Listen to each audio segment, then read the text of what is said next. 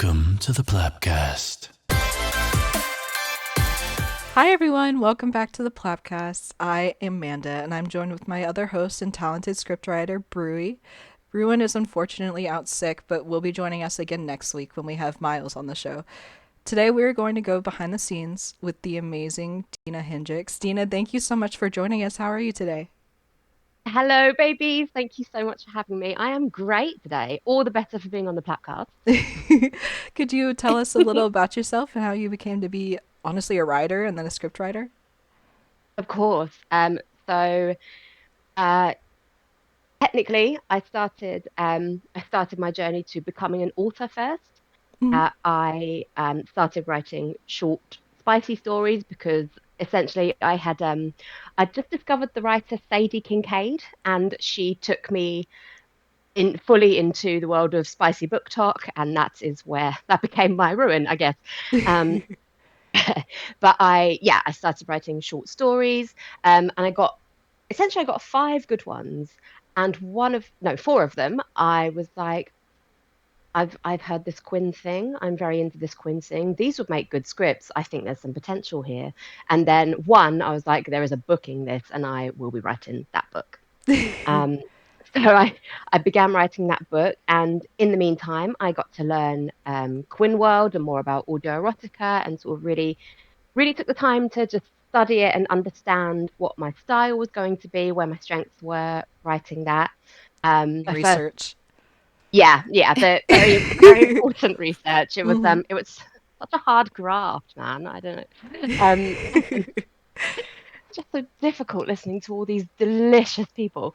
Um, I wrote my first script, Book Top Girl. That was just over a year ago now. Wow. And yeah, and the absolutely sublime and wonderful, delicious James Joseph um, took the script, and that went live literally a year ago last week.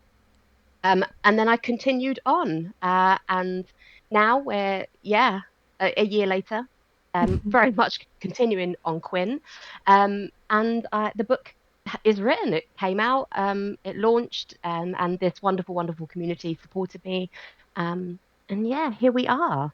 That is so cool. Did you like source a VA for your first script, or did you just like post it somewhere and then somebody picked up on it?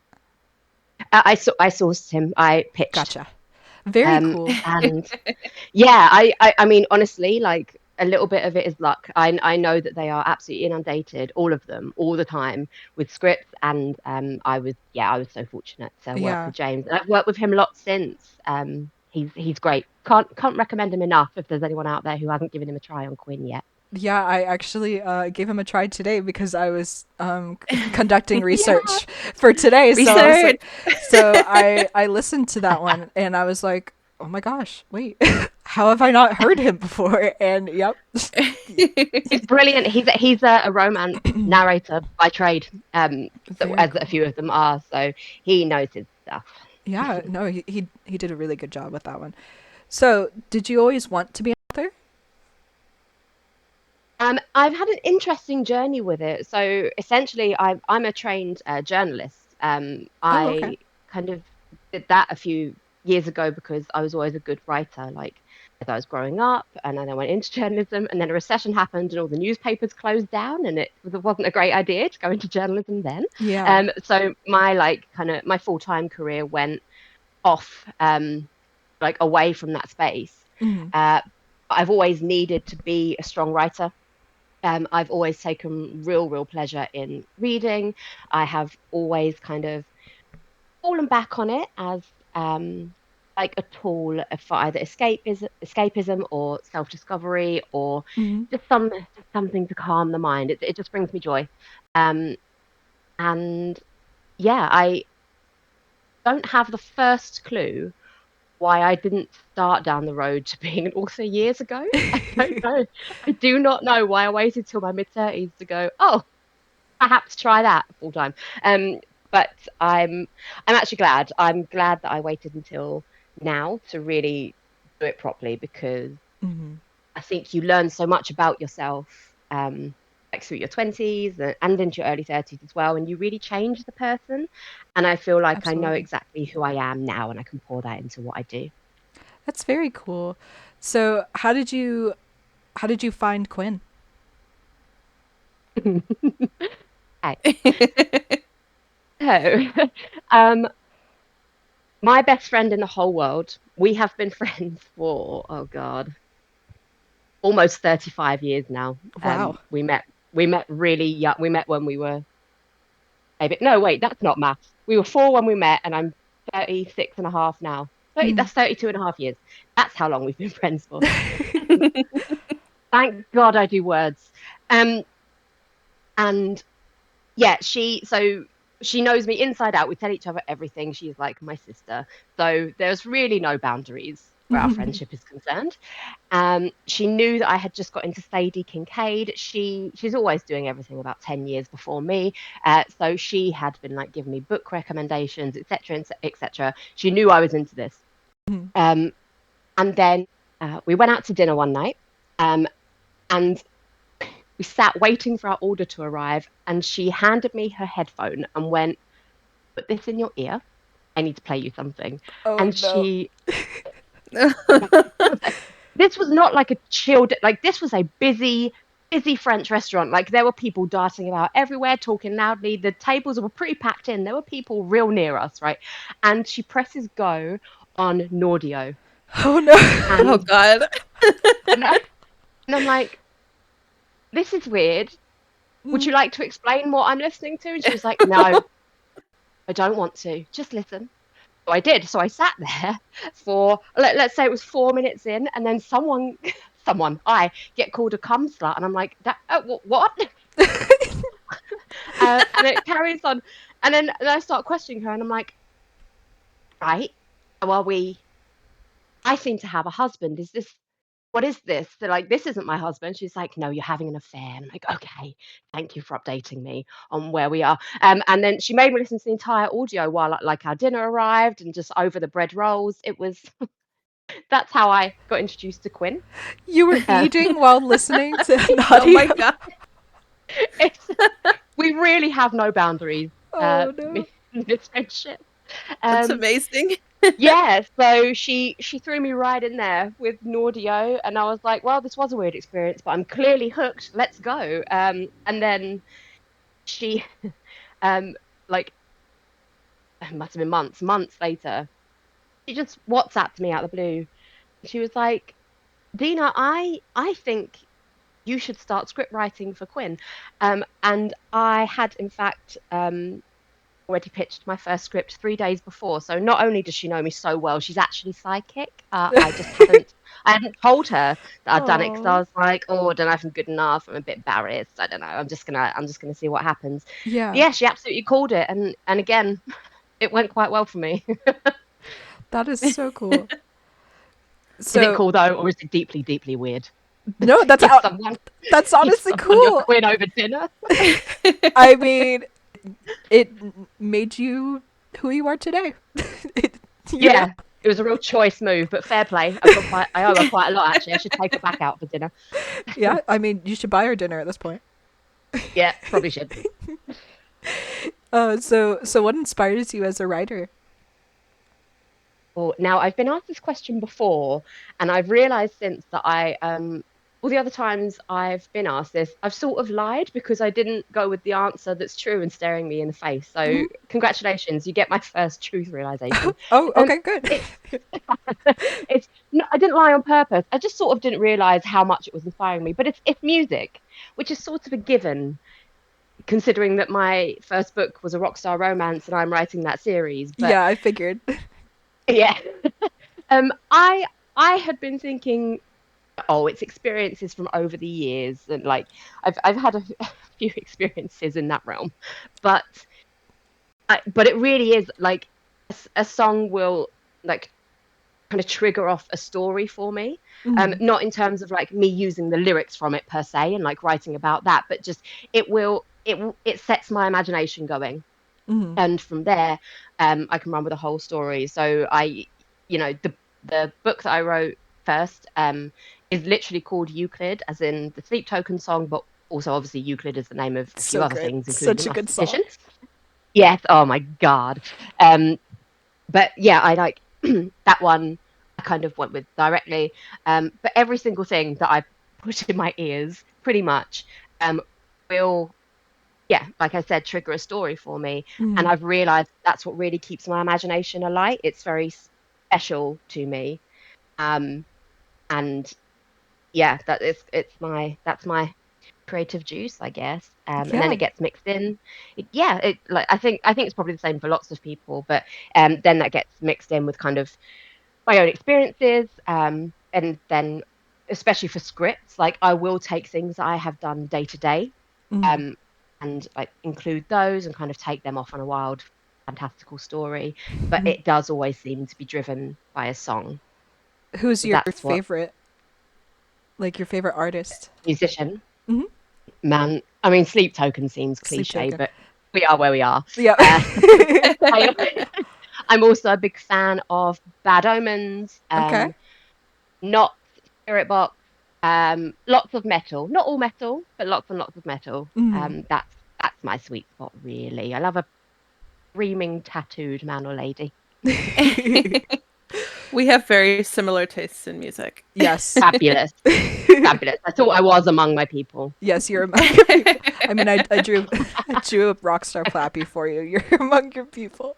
Yes, 100%. Oh God, I just love that Plappy. I'm going to keep coming back to it. Tell us about your publishing journey. What was that like?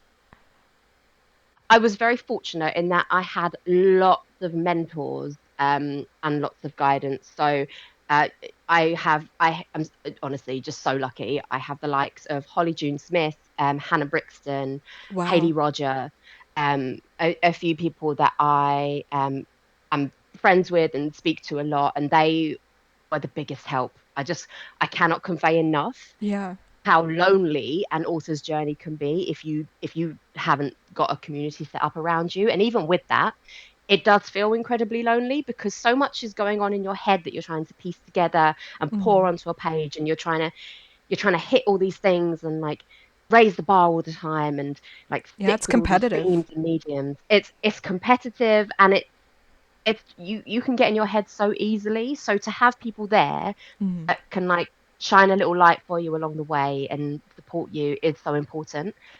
So yeah, I like in terms of my author journey, I was so lucky to have those people around, and that there's nothing I can do to like repay them for how much they helped. I was writing a dark rockstar romance book, so it's got all the elements of dark romance, um, set in the metal world, Hmm. and it also dips into being a little bit thriller-esque as well. There's a bit of a mystery situation going on for a little bit of it.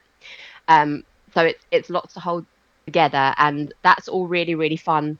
And then the dark romance bits happen, and you have to well, you, Hmm. I had to really just kind of look after myself a little bit, Absolutely. because it gets traumatic. But it was also very healing. I got to the end of it, and I was like, well. I feel like I've been I dragged feel lighter. through an emotion. Yeah, well, yes, and lighter but quite tired. Yeah. I feel like I dragged my emotions through quite the emotional marshland there. Bless your heart. Um, but yeah, it was really incredible, and you come away with a great sense of pride. I would say in terms of the actual publishing journey, like as in physically publishing the thing, um, I did mine exclusively with Amazon so far, Hmm. because and there's lots of arguments for and against, and we'd be here all day if I started going into them. Yeah. But yeah, but essentially for a debut, it's still the biggest distribution platform, and other options tend to require paying a lot of money up front to Hmm. get to where you need to be. So on this occasion, like Amazon was my best bet. And I will say anything to do directly with Amazon was difficult Yeah. because I could it is imagine. just sweet Jesus, the amount of times I just had to take myself on a little rampage walk. Just walk it off. Man, Walk it off. Listen to my yes, smut. the steps I must have done. Your The steps Apple I Watch went is like, slow through. down. Yeah, exactly. My Apple Watch is like, you're going to be unwell. Will you stop? Um, Yeah, a lot of Amazon is quite tricky to deal with. I have no idea if it is the same with other platforms. I assume they all have their difficulties. Um, but like that aside, everything was just it was very commanding. But yeah, at the end was left with an absolutely enormous sense of pride and accomplishment. Yeah, because you did it, even though it was so Yeah. difficult. I mean, God, I'm I definitely want to talk to you about that at some point because I want to publish one day, and I'm just like, it's so scary, but Yes, come to me. I will help you in every way I can, and if I can't help you, we'll connect you to the right people. perfect. Could you actually tell us a little bit about your book? You can. You can. No, I Okay. can. Uh, I can tell you a little bit about my book. It is a dark rock star romance. It is called Euclid, and it follows the story of a Londoner called Ivy Knight. She is having a terrible time. She is in a never-ending court battle with her boss, who is also her ex-boyfriend, um, and it's not going well. Mm. And one day, her housemate, Katie, comes home from her job at a record label and says, I need a social media assistant. That is what you do for a living. You are coming on tour with me with this band called Sin. Mm. Um, and Ivy Knight says, no worries, because this is dreadful. So yeah, I'll escape. Um, she goes on tour with the band, and that is where she meets the lead singer, whose name is Ren Sada. He is an asshole, really. He is very cold. He's very cold, very distant, keeping her at arm's length. Obviously, it's because he's fallen for her immediately. But he is keeping a secret that could destroy the lives of everyone who's worked like near the band, within the band, Mm. and all of their success. Um, and he has got to keep Ivy at arm's length for the entire tour, which is 3 months long.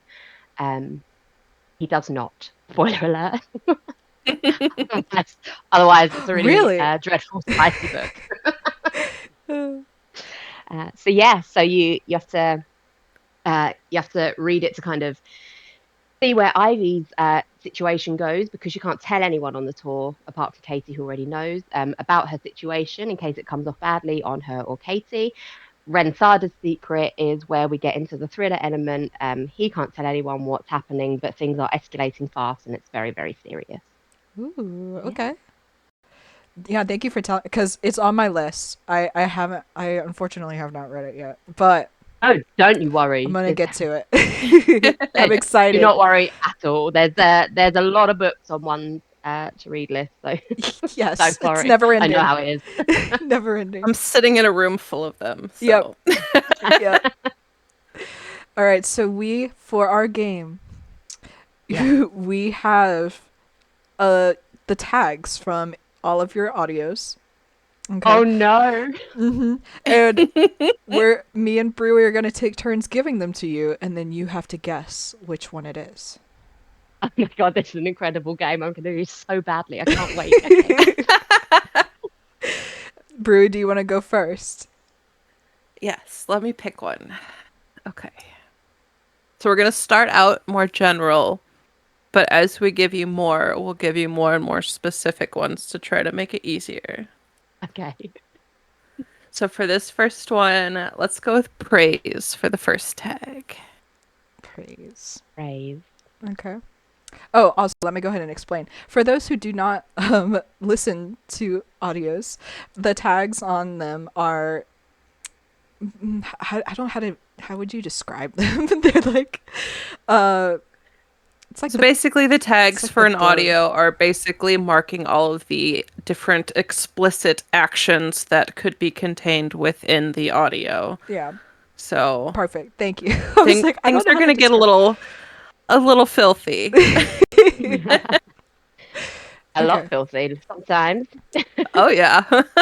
So you went with Okay. praise. I'm gonna say MDOM. Oh, praise MDOM. Mm-hmm. That one could be follow your dreams, or I do a lot of praise, to be fair, because I mean, goddamn. But Same. Oh, yeah, right. I think it's got to be M-Dom or part 1 or 2 of Book Talk Girl. Okay. Nope. We're gonna keep going then. Oh my god. I knew I'd be Let's terrible. go Carry on. with growling. Ooh, that's a good This one. is going to be Shane, isn't it? I don't know. I'm gonna go with use your words. Play by my rules. Nope. Nope. Oh god. This one should hopefully give it to you. You've been Okay. sexting me all day. Oh, bringing Daddy home. Yep, you got it. I Yep. knew you said growling. I was like, that is Shane East right there. You got it. Okay. I guess we could do one more and then we'll go back to questions. Okay. Yes.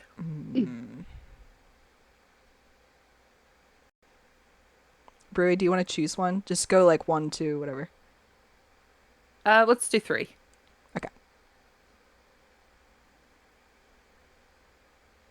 Because there's a good one Okay. if we can't figure it out. Yep. Go first. Okay. Yearning. It's my favorite Last tag. night in Paris. Surely. Gosh, Last night. darn! That was so fast. What? There it. Yes. That is my hardest yearn, that script. And half of it in French. My god, doing that French was a mission. Oh yeah, were you just on like Google Translate or something trying to get Mostly. And then I did it.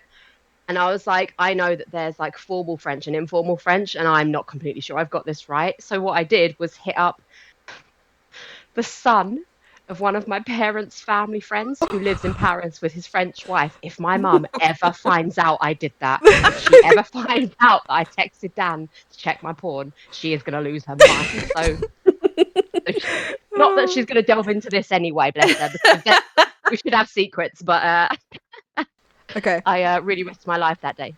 Really missed it. Okay. We do what we gotta do. But yeah, It's important work and someone's got to Someone do has to do it. It's important work, and someone has to do it. Atlas said that, and I've referenced it in almost every single episode on the podcast since he said that. I don't know why, it just comes to my mind. Okay. my references from Atlas are far more stupid. Well done. You've really run with a good one there. All right, Brewy, it's your turn to ask the questions. All right. So, what is your favorite thing about audio erotica? Oh, my favorite thing is the confidence that it gives you and the safety that it gives you to just explore who you are a little bit more. Honestly, I said earlier, I'm 36 now, right? If I had had Quinn in my 20s, I would have made so many less fucking stupid decisions because I think women a lot of the time get kind of swept along by some of the less good things in society, and usually it's like judgment and opinions of people who don't actually matter, but they affect you in a big way, right? And I just think audio erotica is a way to push past it and understand who you are at your core in something where you really have to rely on yourself to like make intuitive decisions and have good judgment and be safe. um and when I first started listening to these, I just really valued that. That is it remains my favorite thing about it, the use of it as a self-discovery tool Yeah. for anyone who's listening. It's obviously not just women, Right. but I can only really speak from a woman's point of view. Yeah. So That's such a that's good my favorite answer. thing. It's awesome. It's important, man. Absolutely. It's been so precious to me in such a short amount of time, and Absolutely. I wish discovering it on more people, frankly. That's a big thing that we talk about in almost every episode, is just the fact that it's a safe place for people to explore. Mm-hmm. Yeah, for sure. So, this is a hard question. What is the favorite audio that you've ever written? Written So now. of your Oh. scripts, which of your babies is your favorite? Which They of your are all my babies. Oh, This is a real Sophie's choice. Man, it's look, I love them all, and the favoritism I'm about to put out there is almost unbearable to me. But if I really had to choose, I'm still not choosing because it's a tie between two. They are both from Euclid, and one is Do You Need Control with Dr. Rapture, Mhm. and the other one is obviously Come Backstage with Atlas. Uh, it's difficult. Don't tell him that; it'll get to his head. Yeah. Oh God, yeah. I would never put a block on him for this episode or something. Um, We'll I hire somebody to smack the headphones off of his head anytime he tries to listen to this one. No! oh Oh my my God, gosh. that image is incredible. um, Plappy's just like I staring at him like, no. yeah. No. Flappy's got a little sign that just says, "Don't you dare." Um, it's a real tie because they are completely different. But the Doctor Rapture one, Do You Need Control, is incredibly emotional. It's a trauma healing audio, Oh. and he was just absolutely amazing with it. Like I really, yeah, I it was wild getting that one back and hearing it. Mhm. Through kind of his eyes. But yeah, that one's probably very special to me, but also is a rare one, I think, because it can get real tearful real quickly. Right. Um, come backstage on the complete other end of the spectrum. Literally, I think people clicked on that because there was a dick piercing, Yep. and I think that's Yep. fine. And you had, Um, oh my gosh, Dex had us all fooled with the sound effects. that was driving me oh my crazy. god. Yeah, it was neon this time. Or It was neon, I'm neon for sorry. that one. Yeah. It's Yeah, all right. Neon Yeah, they're Rose. so similar. Yeah. But yeah, Neon Rose. I mean, where to start with all of this one, really? Like, Neon Rose's editing was a masterpiece in sound design. Um, the way Atlas brought the character of Ren Mhm. um, to life was incredible. In fact, I started listening to it when he sent me like the sample, Mhm. and I only got as far as him um, seeing the listener at the side of the stage, and like they have a bit of an argument, and then they have a confession before it even got even slightly spicy.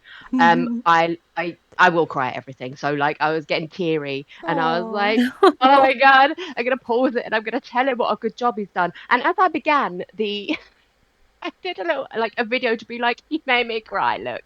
um as I started to do that, my cat just started screaming in the background for no reason. So it actually became really comical.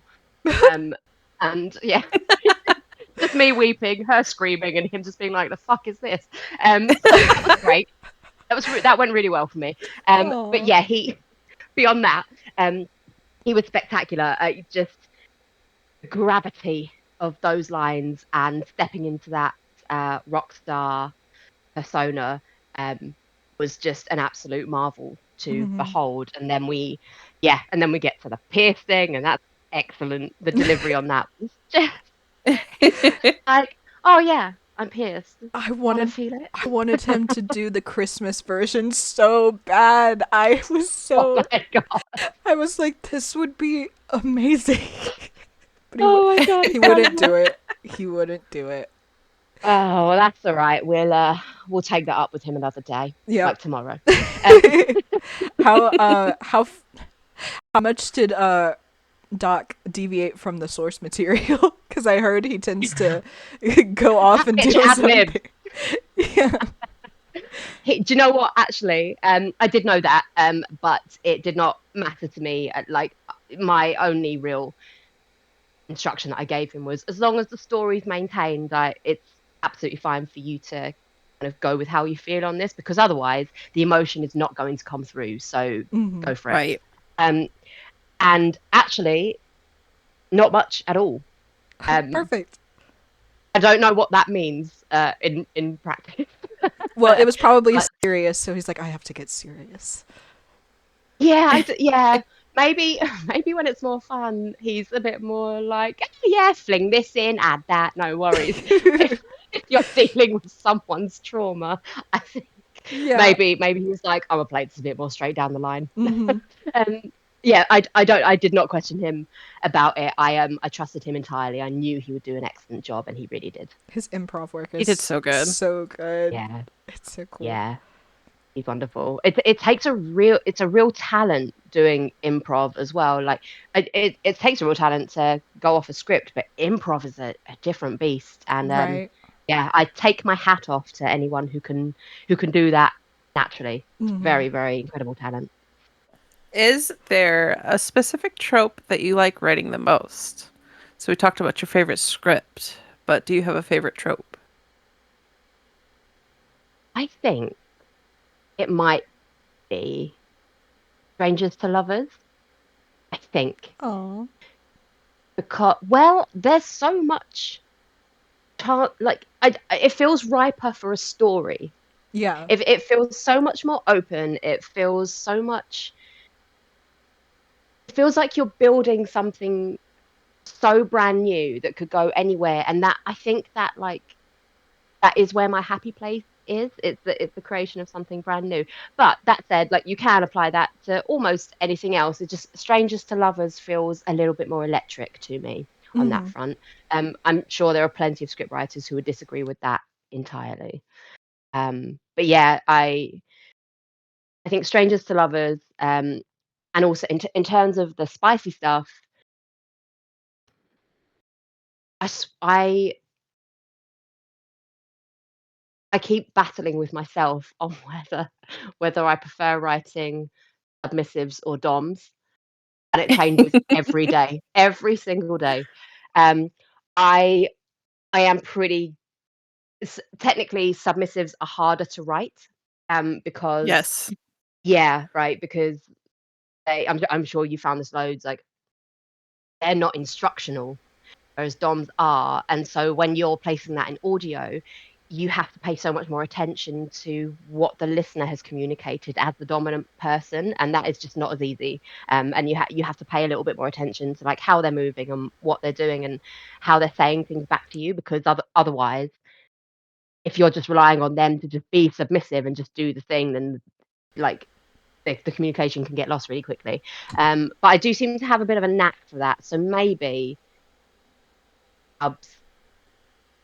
Yeah, maybe M sub is slightly more my favorite, but you could ask me the same thing tomorrow and I'd disagree with you.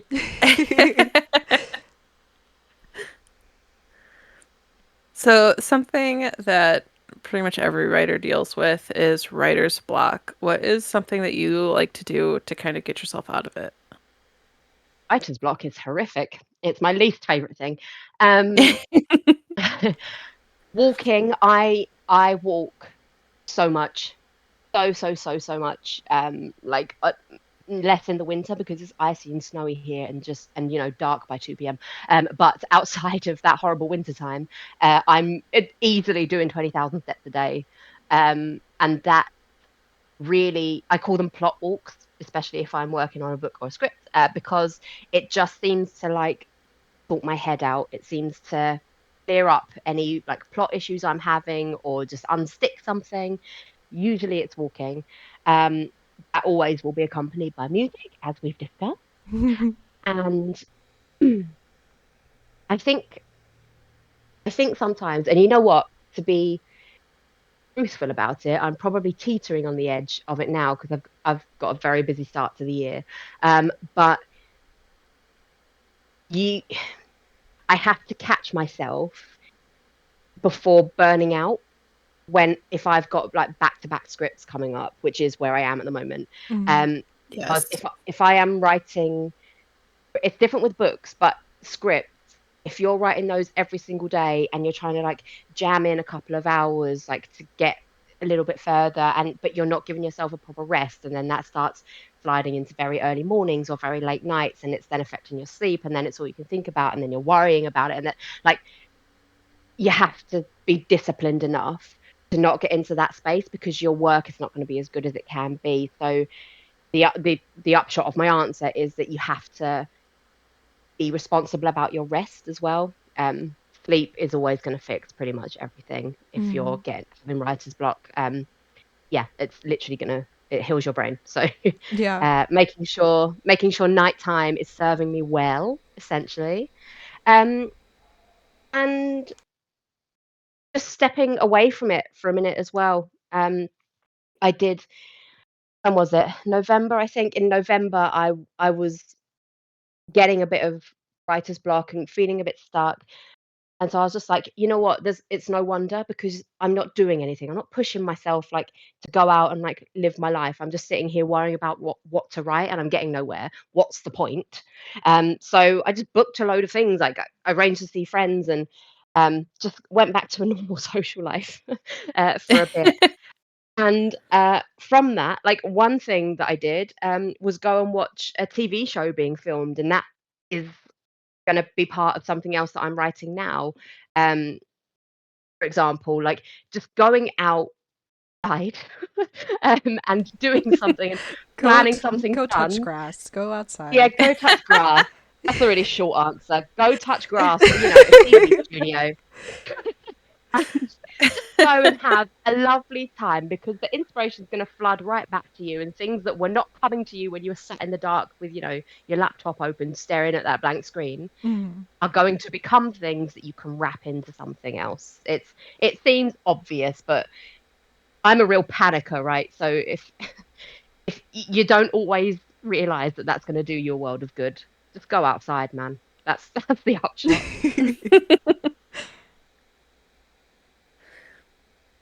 So everybody's process looks a little differently. When you're writing scripts, do you write with a specific voice in mind, or do you write the script and then kind of reach out and see if somebody's interested?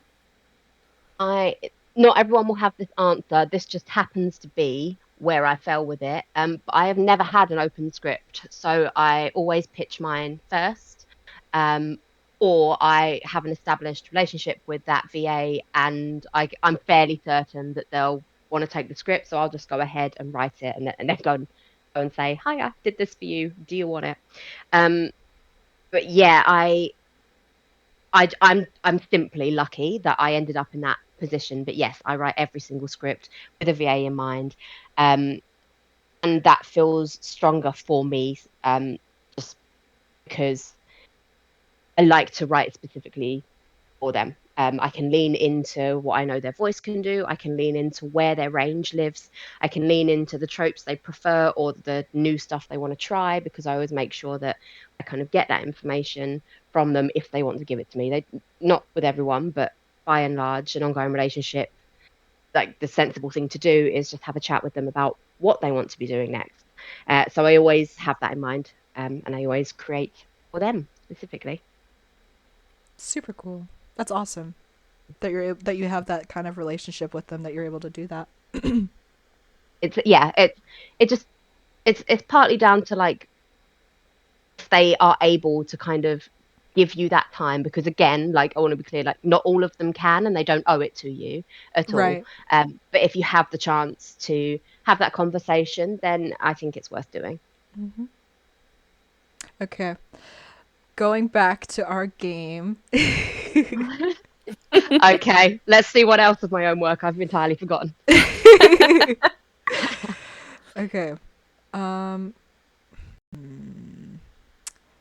I'm gonna go with, I guess I'll go with praise.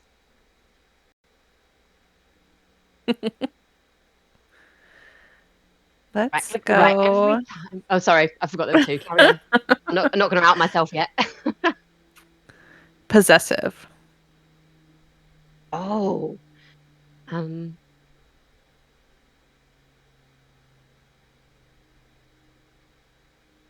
praise and possessive. Does it does it throw him out? Nope. No. Great. Is it This one's such a very okay. I'm gonna go with kissing. kissing? Do I have one audio that doesn't have kissing in it? I don't know why it's a tag, but God damn. Why is it a tag? Anyway, you know what? I'm not here to unravel this. Carry on. Let's go with risky. Risky. Gotta be. Yeah, it's gotta be Book Talk Girl. No. Nope. Hmm. All right, this one will probably give it away. In the tour bus. Yes, I know which one it is now. That is words. That one is Soundcheck Can Wait with AJ. Yeah. Yep. In Good the tour job. bus. Yeah, there's definitely only one bus audio on my roster. Next one. Let's start with.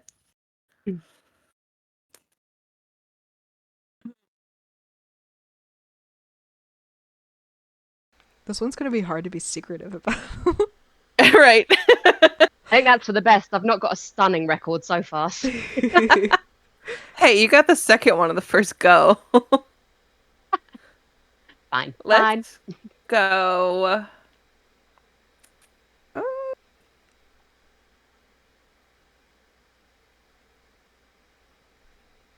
This one's hard to pick.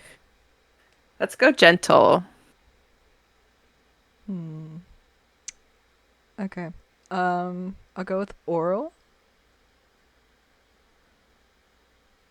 Gentle or oh, is that your cheat sheet? Damn it. Yep. I thought we With had another to two with that pieces, one. yeah. No, I was like, gentle is actually not often on my Dang it! thing, so it's one of two. Yeah, cheat sheet, PMS comfort, that one. Yeah. Yeah. Okay, back to questions. How long are your scripts usually? Oh,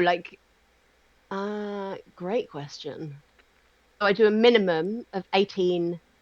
Right, actually, I should describe mine first. So I write mine as all screenplays.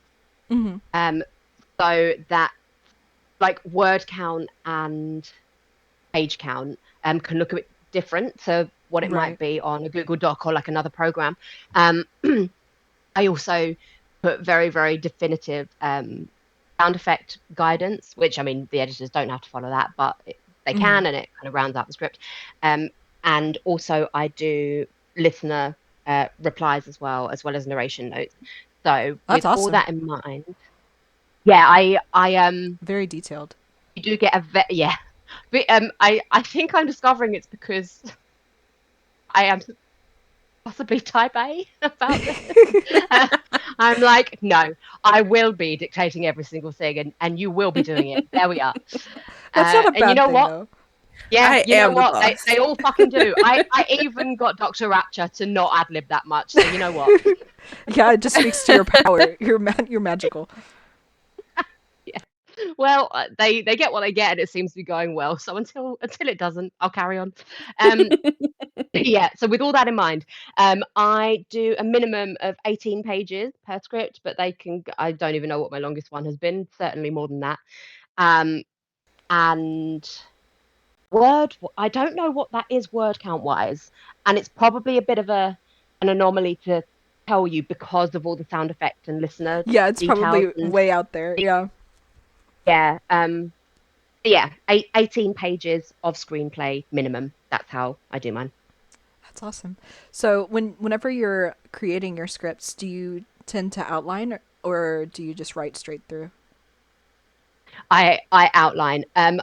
Free writing for me, again, every writer is different, but for me specifically, free writing is a great idea until I'm halfway through and have lost the will to live. So so what I do when I am being a good disciplined girl is to write out the outline, like you said, and that's just bullet points, right? It can I will tend to throw in there the setting. I go big on the setting because I usually write very big storylines. So I kind of get that detail in there up front so that I know I'm not going to be missing any context, sorry, when I really start writing. I will then go into a bit about like how they're moving around one another, because the movement in audio is obviously like really key because we have no visuals. Right. It that's the bit I like least, I think. But if I can just write myself some notes to kick that off well, then I it'll keep me in my flow as I'm going, because I don't have to worry about it after that. And then I'll start writing down like where I want the sex to go, like some killer one-liners that I don't want to forget as I start writing, because they'll anchor me as well. Yes. And then aftercare. So yeah, the outline goes down, and then I will write a candle, put on either focus music or the same metal song on for like 6 hours. Because a playlist is not going to help me. That's going to distract me. So it needs to be one thing or focus music. And then I go. I occasionally stop in the middle for a drink. Take a shot. An alcohol one. Yeah. Have a quick margarita. No worries. And yeah, and that's how I do it. And then I pray I get to the end, and I always do. It's always seen me through so far. How many revisions do your scripts usually go through? What, just with me or with a VA? With you. Oh God. Or I guess either one, honestly. With VAs, almost never. Almost. Perfect. She's got a perfect record. Not quite perfect. I've had a couple where I've needed to make a movement clearer, because that is the hardest bit.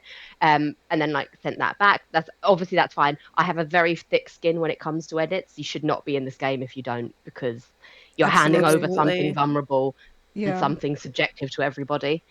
So yeah. I always have a thick skin, but I have a good record, not totally perfect, but good record on non-edited scripts. I can't go into the details about it, but I did have one recently where the person was like, this kink is new to me. I need to check this line and that I'm not going insane. I was like, no, you're good. Here's where it's been used before. Off you go, baby. Off you go. Off you go. Off you pop. Off you pop.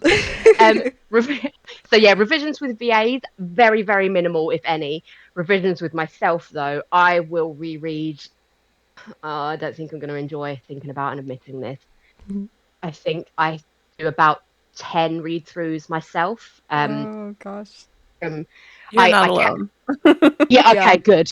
I never quite know what other writers are doing. And last time when I was on Queencast talking about this, I was on a panel with Jessie the VA and Chase, and I cannot tell you how fucking different our writing styles are.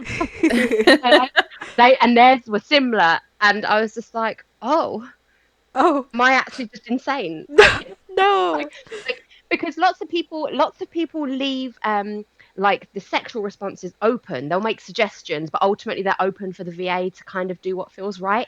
I put every word, every moan, every groan, every whimper, everything. I don't leave any of that space, and the VAs do it. So, but apparently that's not the normal thing, and so I was just like, oh dear, I think I might be a little bit controlling. But they're always welcome to veer off. It's their script. They've got to feel comfortable at the end of the day. Right. But yes, my own revisions has got to be 10. I will go from front to back, on different devices and in different formats as well. So like I use a software called Writer Duet to actually write the screenplays, and then I will export that and put it into a PDF and look it in different places, because you go snowblind with your own work so easily. So I just try and eliminate that as much as I can. Very cool. Do you have readers, and can I sign up? Do you know what? I've actually been wondering about this, and again, everyone works so differently, right? So I have no idea if I'm doing the best thing or the right thing or whatever. But I actually don't at the moment. Not because I haven't wanted to, but just because I had readers for my first five, I think. Um, and then I just kept going and wasn't getting any amends back, and the audios came out and they did well. So I was just like, okay, I guess this is largely fine. Mhm. I'm I don't necessarily think that is the best way for me to go like the rest of my writing life about it. Yeah. Um, but yeah, okay. If anyone wants to be a reader, I do think to like prevent any complacency or like repetition that I should be working with more readers. So I think it's something I should do in the future, or Uh, return to rather. yeah, put my Um, name down if you okay, want. baby, I'll do that. Oh, I will say as well, actually, you were asking me earlier about the authoring process. A huge part of that is alpha and beta readers Mhm. for books. And I know that you are looking into your own book stuff as well. Um, I tell you what, a solid group of beta readers is so invaluable because they will pick up things that that didn't even cross your mind. Mhm. I have an incredible example actually. It's one of my alpha readers, is a friend of mine who is from Wales. Mhm. Um, Wales, albeit part of the UK, have their own Welsh language. They've Right. got a lot of H's and Y's in it. It's very complicated. Um, but I am not Welsh. I'm simply a boring Londoner. And when he was reading the first draft of the book, the band's name, Sin, is spelt Cyn, and he left me a comment and he was like, Hiya. So I know how this is meant to be said. I think it's meant to be said sin as in like the first part of cynical. And I was like, correct. Um, but and then he was like, but remember, babes, I'm Welsh and this is going to read so differently. So for him, it was reading kun, which is Oh, not where we want to go. oh no. No.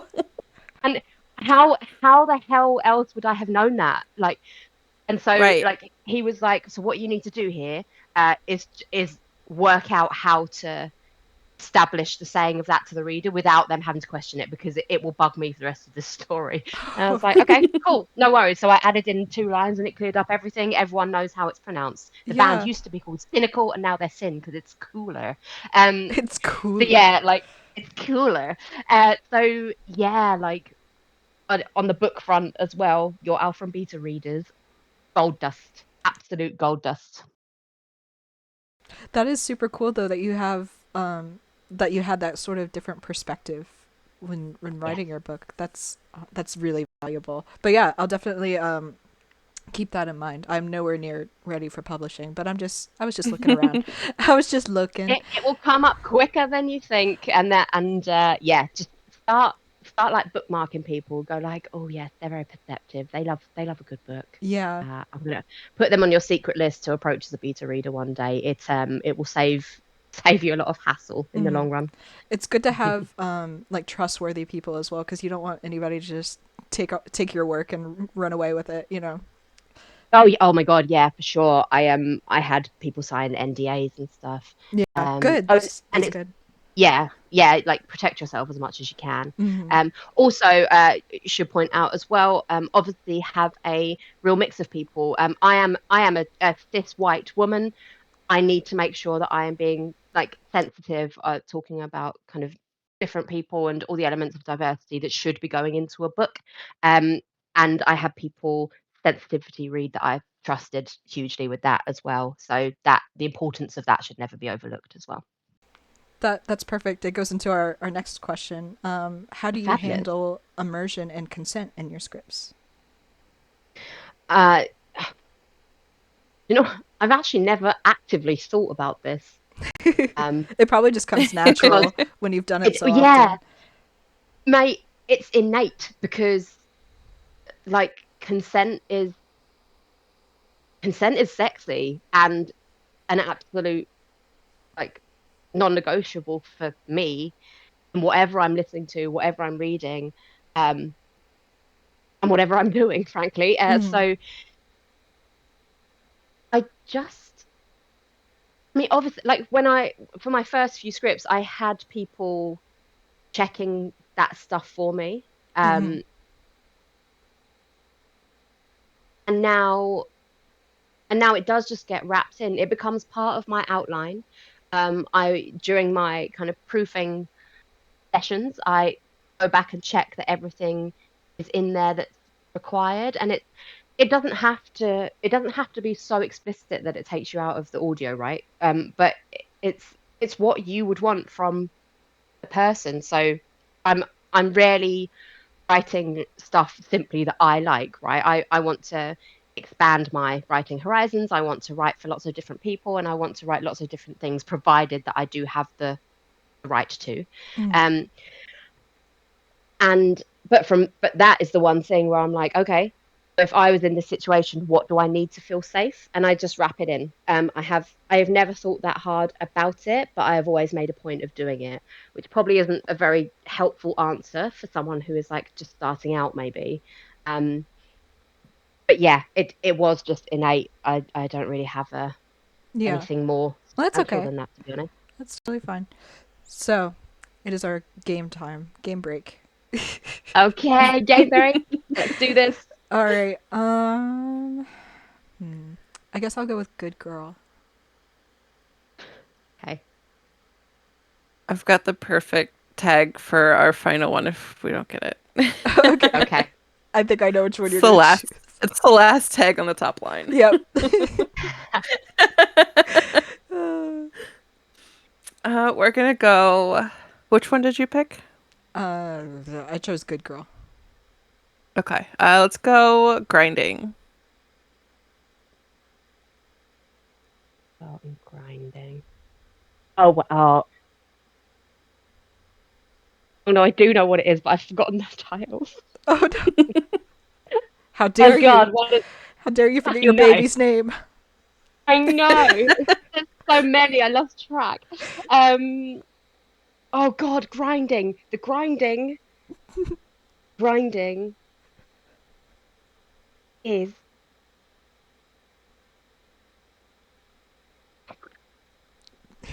almost picture the line.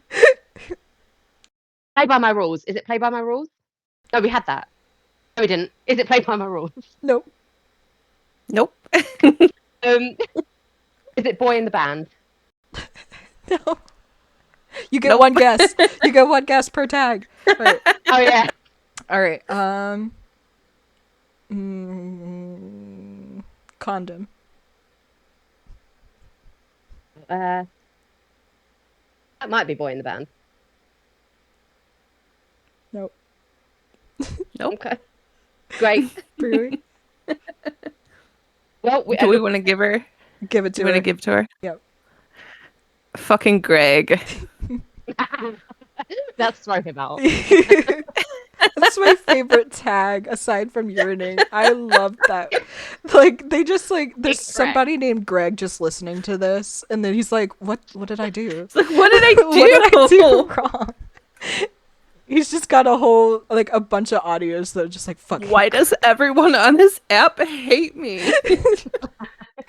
Yeah, I mean, I think there are now more voice actors using Greg as their Yeah. Oh, stick for one absolutely. There's word. I so think it's just many. like the standard. It is. It's Yeah. so I funny. think there's more on there than not. Even Jamie Kimball Like Bower did I need it. a And like the jerk celebrity or and his a celebrity jerk or a audio. weirdo in an audio. A jerk. Greg. Yeah, his name's just Greg or Bob. I've heard Bob come up a lot too. I'm You know what? guilty of I it. even. I just finished one that I used to. Oh my God, amazing. I used it in the book as well.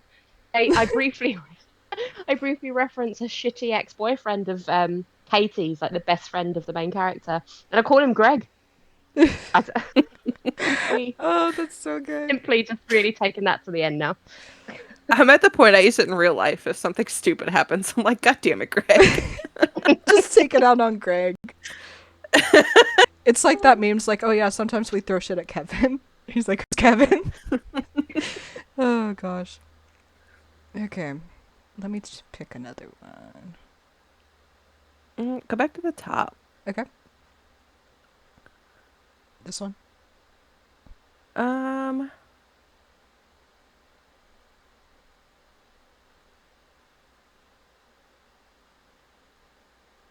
One at the very bottom of this page. Okay, this one. Yes. Let me put it on one page. Okay.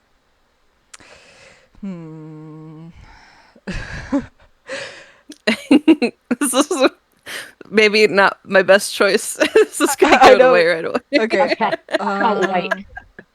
This is an easy one. Edging. Right, I swear to God, if this one isn't played by my rules. Nope. Fuck me. Okay.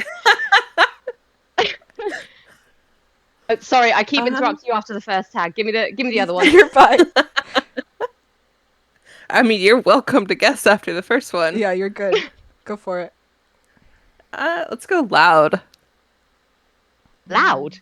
I don't know why that's a tag, Yep. but it is. I've never tagged anything loud. What? That was probably Okay. Quinn. You know. Probably. What are they doing? Wait, what was the first one? Edging. Mhm. Oh. Wait, loud.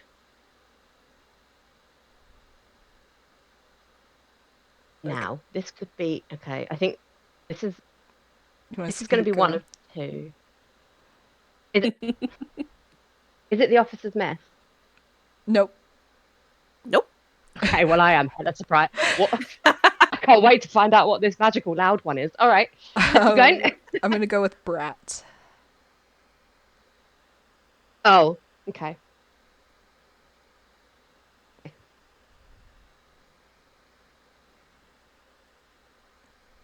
Taken consequences. Yep. You got it. If you didn't get it that time, I was going to give you a fiend for icing. A spatula. Oh yeah. Okay. Loud. What the fuck is loud in that? Oh, maybe the spatula. Maybe it's the spatula thing. It's not loud. Okay, well, there's a mystery for no one to solve. Okay. Okay, so we have 8 left. I guess we can keep going. How many have we done so far? This round? 2? Have we done 2 already, or just 1? Yeah, we've done 2. Okay. Yeah, I guess we can keep going. We'll do 2 more, and then we'll go back to listener questions. Submitted questions, I should say. And if you think about it, the further we go, the easier it should get because we're narrowing it down. Mm-hmm. Yeah, you'd think that, but I am. She doesn't remember any of the ones that we've Like, done. I don't remember which one you've already done. There is that issue. Also, I'm a dickhead, so there really is no telling with me. So let's see what happens.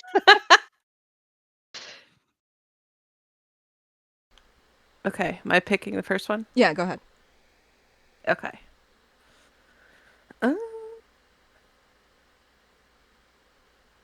Go eye contact.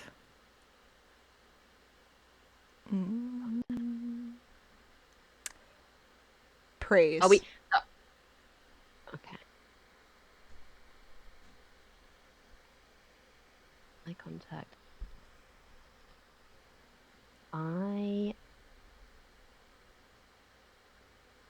Ooh. Oh. I'm gonna have to start taking praise out of my scripts, man. It's too broad. Oh God. Okay. Do you want another tag? Yeah, give me another one. Okay. Check-ins. Officer's Mess. Nope. No. Right. Let's go. MDOM. I contact praise check-in. MDOM. Okay.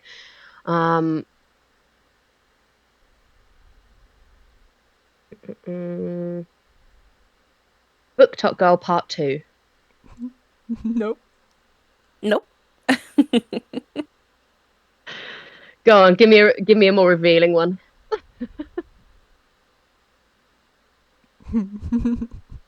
Which one should I do, Amanda? Should I do the middle and the second row or the... Yep, that one's gonna give it away. It's fine. Let's go for Dick it. piercing. Of course. That is Come Backstage by PlapCast Daddy Atlas. Oh no. He's really not allowed to listen to this. Oh no. You get that job description for the headphone whack out. Oh god. Okay. I'm writing the job listing as we speak. It was important that you do. Oh god. All right. I'm gonna go with flirty. Let's go teasing. Right, I swear to God, if this is not one of the Book Talk girls. Book Talk girl 1. Yep, you got it. Yep. Oh, finally! She did it. Thank God. All right. Yay! What is the weirdest place that you've ever written smut? The weirdest place.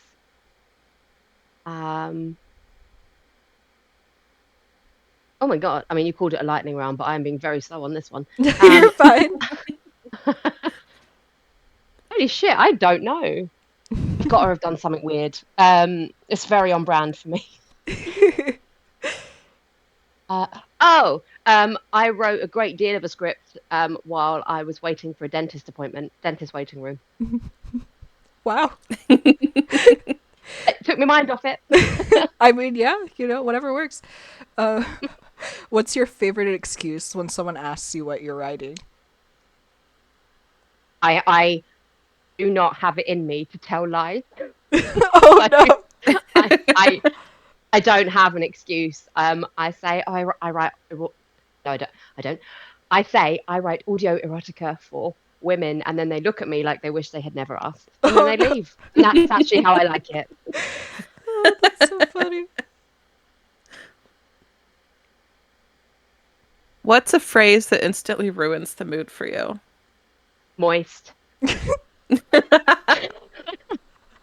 It always flashes across my mind when I'm looking for other ways to say wet. And then I upset myself. Yeah. No. What are some synonyms? Moist. Nope. Get a snack. That's margarita time. That's margarita That's when it's time to go That's the touch half-time grass. margarita. Yeah. Just gonna walk that off for 20 miles. Don't worry. Oh, that's so funny. Okay. What keeps you energized? Probably Bad Omens, to be fair. The band, not Bad Dreams. Not actual omen. Bad Omens. Noah Sebastian from Bad Omens will keep me fucking energized for anything, mate. Okay, we can go back to the game. We got 1, 2. Okay. All right, let's do this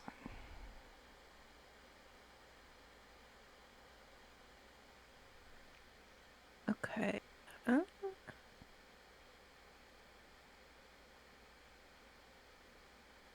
Let's start with moaning. Wow, that'll give it away. I'm pretty sure that's part of all of them, but okay. Why, guys? Why do you hate me? Okay. What did I do? Okay, I'll say grinding. Oh, this again. Right. Moaning, grinding. I feel like I'm just saying this one now till I get it. But I think it might be Officer's Mess. Nope. Nope. Fuck. Okay. I have so lost track of like what ones we've had. I mean, if we keep going, eventually it'll be right. Yeah. Go on, next ones. Let's go spanking.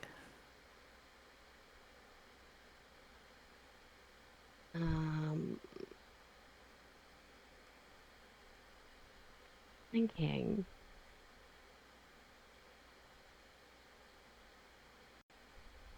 Have we had Do You Need Control? Actually, that didn't have spanking, did it? No, it can't be that one. It is. I was gonna let her. I was gonna keep doing it. I was gonna keep going. No, I'm not gonna be that mean. Oh yeah, of course. There it. Oh, great. Yeah, my memory is proving it. My memory's proving exceptional as ever. At a certain point, they start to run together a little bit. They do, but that's okay. Okay, let's do another one. Let's start with.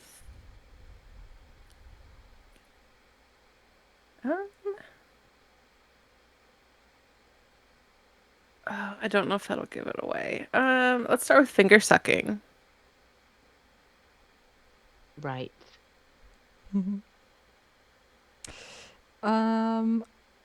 Oral.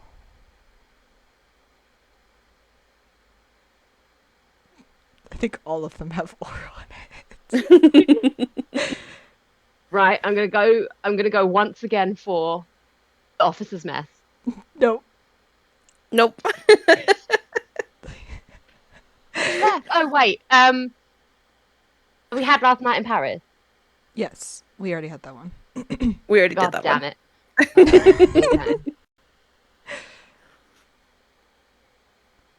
Okay. Book Top Girl Part 2?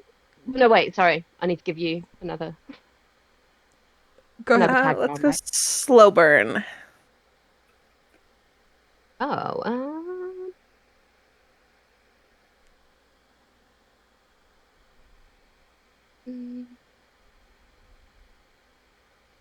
slow burn. I cannot remember if we've had this one or not. Play by my rules? Nope. Okay. Nope. Okay. Next tags, please. I'm not gonna be mean. Okay. If you say moaning, I will leave. Confidence boost. What are your dreams? Oh, sorry. What's No, the other tag, please? You got it. You got it. Yeah. You got it. Yay. Man, I love that one and its situation with the chair at the end. Well, all the way through, actually. Okay, we're gonna do submitted questions now. We can go back and forth, Brewy. Okay. Do you want to start? You want me to start? Mm-hmm. Yes. So this one is from Kat Wilson, 1990. And she asked, what is the favorite line that you've written? Oh, okay. This because I can't make a fucking decision. There are two that are equal. They are both in comeback stage, with Atlas, and it actually they both happen one after the other, just after the piercing reveal, and I can't decide. So one of them is I'm going to spend the rest of this tour working out all the different ways I can make you come. That Or one was great. yeah, I know. I'm gonna go right ahead and say I'm real proud of that one. But then right after that, there's let me see if this. Oh, hang on. Yep. Right after that, he says, "Let me see if this makes those beautiful eyes roll back a little harder."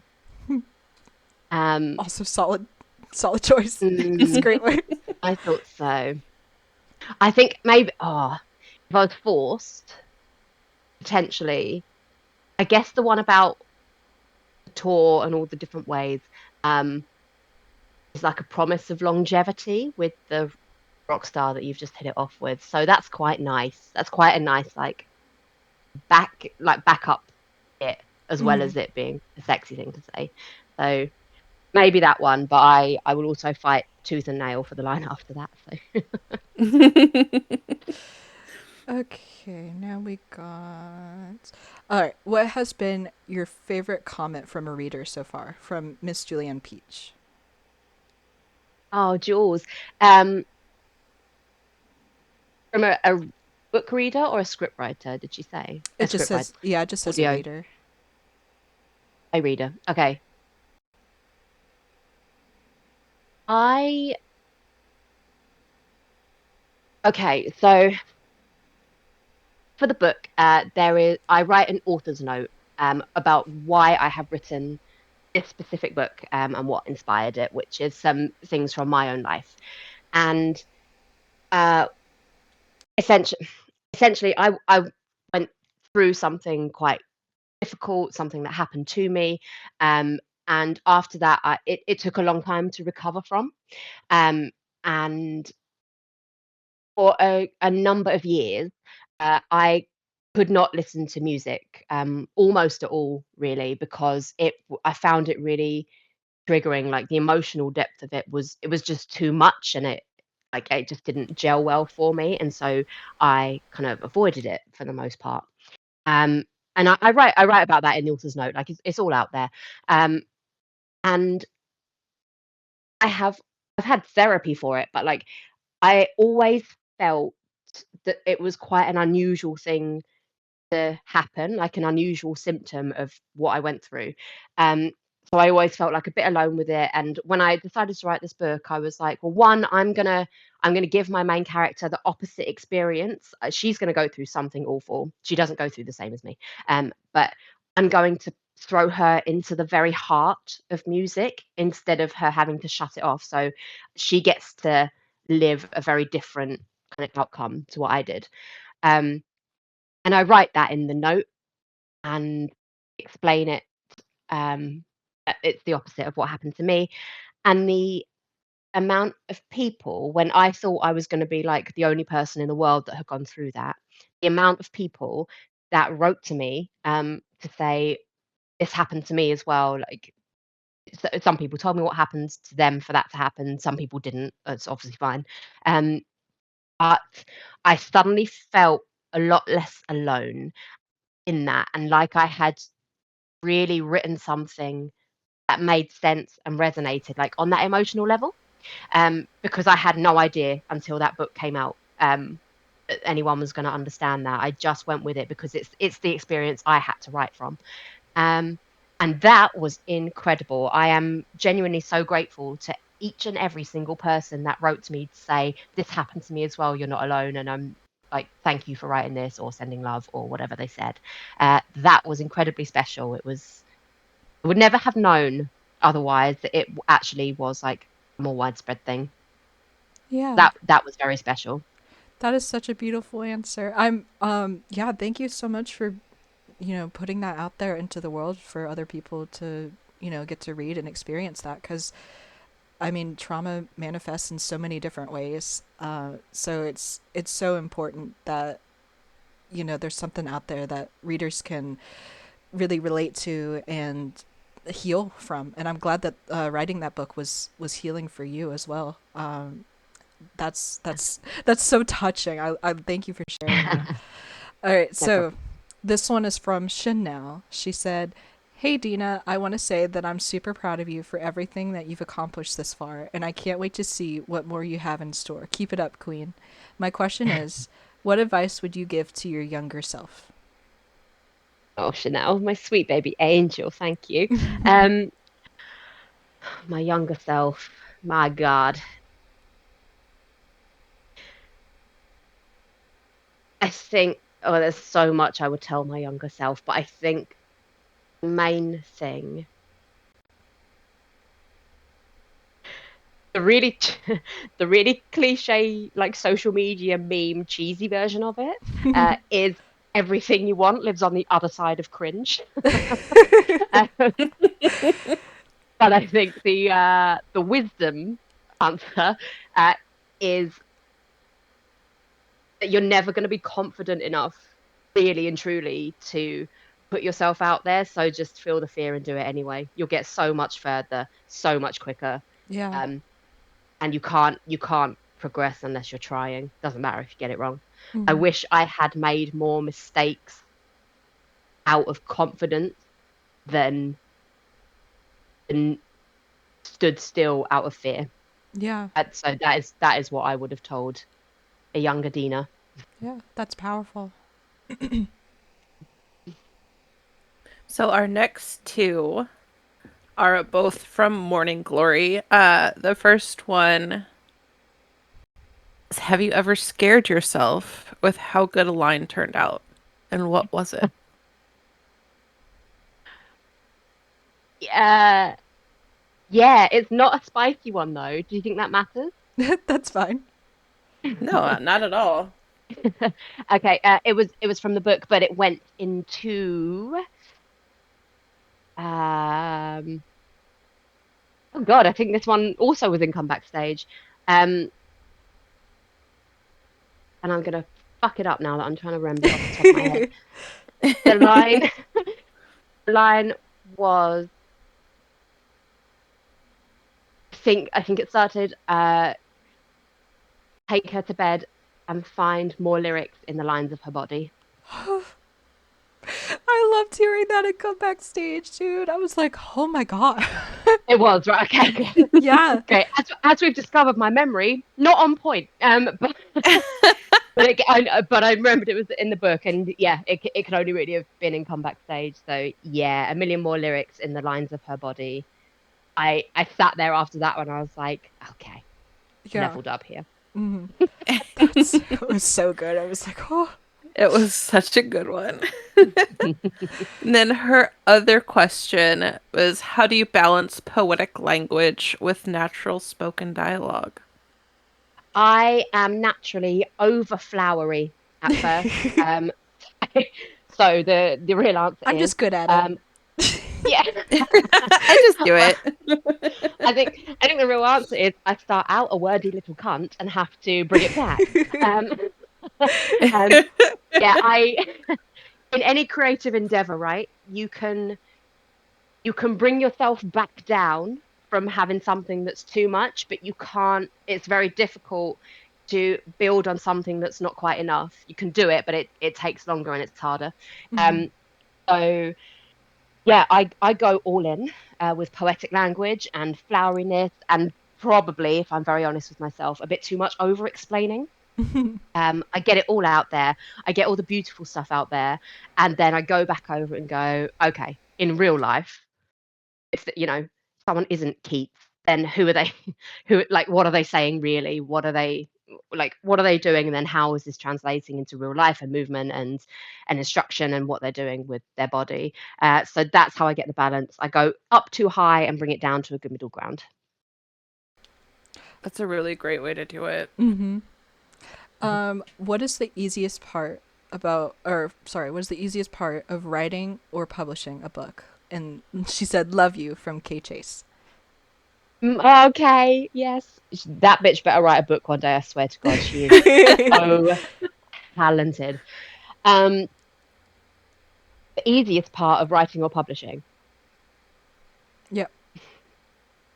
the easy the gorgeous part of writing a story is when you have your character arcs, you know what they need to achieve, you know where they're going and who they are, and you've got your plot with just a little bit of space to have it surprise you, but not so much that you're going to get lost. It's a crucial point to reach, and it takes ages sometimes. Um, but there's just this when you get to that point, there's this really beautiful time where you can just sit there with your story and get completely lost in it, and you don't have to worry about blowing too many plot holes open, which was the hardest part actually, and I'll come to that in a second.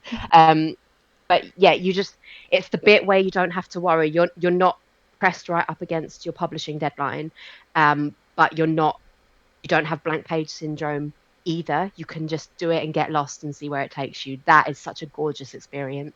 Mm. And by far, like the way things come to you the easiest. Um, on the flip side, when you're a bit further along than that, you will have your editor notes if you have an editor, or your beta reader notes, or however you're doing it.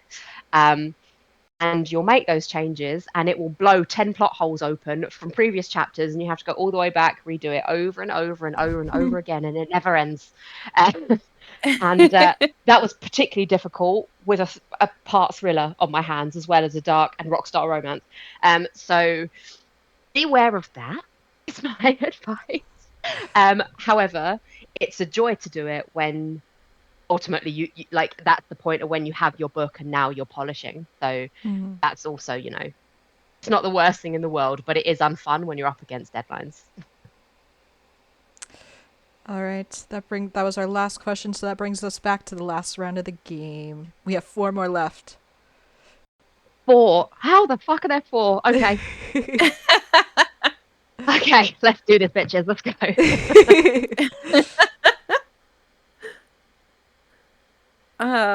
Let's start. I won't be as mean this time. Oh, thank you. Let's start with champagne. Right, that is the boy in the band. Yep.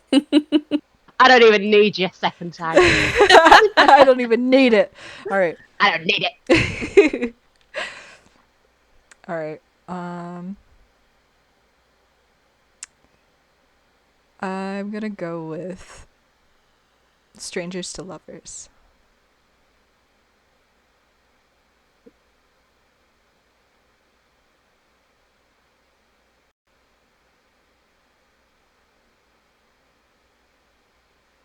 Hello. I'm gonna add. I'm thinking. I'm gonna go with Good Boy. Right, that is The Officer's Mess. That is finally Yay! Yep, that's the one. That one was wild because it's set in the household cavalry of the British Army, and they look after the royal family essentially, as well as doing other soldier duties. And the amount of research just to get the opening of that completely right in terms of ranks and commands and stuff, that took hours before I even got to any sex. Oh my god! And so much about horses and uniform. It was That's so cool, an though. age. Yeah, it was a good one. That one. James Joseph, once again, is a fine soldier. He'll do really well if he ever joins the forces. Okay, next one. I'll go with From Behind. Right. That has to be. I'll go Feral. Okay, all right. That has got to be played by my rules. Yep. Yes. Yes. We're on a roll for the very last round. We only have one left. You have one left. Right, hit me. I saw one and I was like, ooh, I'll do that one, but I don't give it away. I'll be nice. Safe word.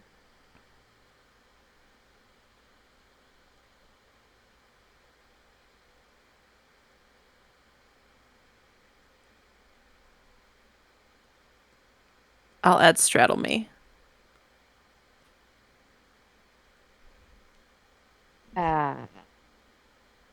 Yeah, Book Top Girl Part 2. Yep. Yep. Yeah. You did it. Yes. Yay! 4 out of 4 on the last round. So, to finish us off before we do our outro, could you tell us a little about your next book? Oh, the next book. Yes, I can. Okay, so the book I have published, Euclid, is one of 4 in a series, the Sin series. They are all rockstar romances. Each member of the band Sin gets their own book. So we've started with the lead singer. Next, we are going on to the guitarist. He is a boy. He is a man called Mikey Jacobs. And the female main character will be Ivy's best friend from the first book, Katie. What can I tell you about it? So Ivy and Ren's story it had a lot of drama and suspense and this thriller bit. But in terms of a love story, like, it followed a fairly traditional kind of dark romance route. Mm. Um, and I think the rock star element and the way you can play around with a lead singer and like actual lyricism and the aspect of the music that he's in charge of, and also Ren was like the powerhouse behind the band, because it meant everything to him because of the situation that he's in. It's Mm. all he really has until Ivy comes along. Um, so I guess you could say like their story is exciting, but it followed a very specific kind of pattern, a romance pattern. Mm. Um, Mikey and Katie are going to have a far harder time. Um, uh, to like explain it without the spoiler, in the first book, Katie Katie has a bad time with something specific, and that is going to continue into the next book. Um, there is going to be far more romantic jeopardy and heartbreak for Mikey and Katie, than there is for Ren and Ivy. Ren and Ivy have to overcome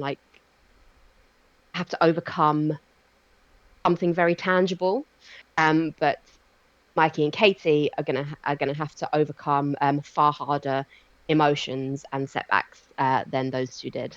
Mm. And theirs is a pre-established relationship, um, not which you know from the start of the book, the other book.